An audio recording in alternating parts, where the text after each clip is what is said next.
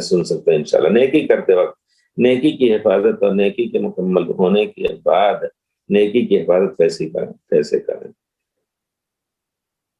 اللہ تعالیٰ نے کچھ کام ایسے بتائے ہیں جن سے نیکیاں ضائع ہو جاتی ہیں، جس سے نیکیاں ضائع ہو جاتی ہیں، یا یہ کہ نیکیوں میں کمی ہو جاتی ہے۔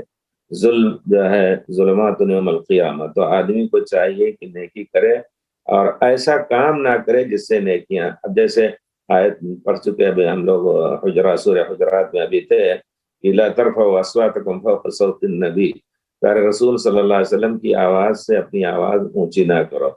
ان تحبط اعمالکم وانتم لا تشعرون، تمہارے اعمال بے وقات ہو جائیں گے، بے وجود ہو جائیں گے، ان کا کوئی عمل نہیں رہ جائے، ان کا کوئی وجود نہیں رہ جائے گا، تمہیں اس کا اجر نہیں ملے گا، اور تم اس پہ شعور بھی نہ کر سکو کہ ہمارا اعمال کہاں گیا، کیسے گیا، ہمارے اعمال کیسے گئے۔ اس وجہ سے ان تمام کاموں سے بچیں اور نیک کریں، برائی سے بچیں۔ یہی ایک مسلمان کا شیوا ہے، انشاءاللہ یہی عبادت ہے، اسی کے لیے اللہ نے ہمیں پیدا کیا ہے۔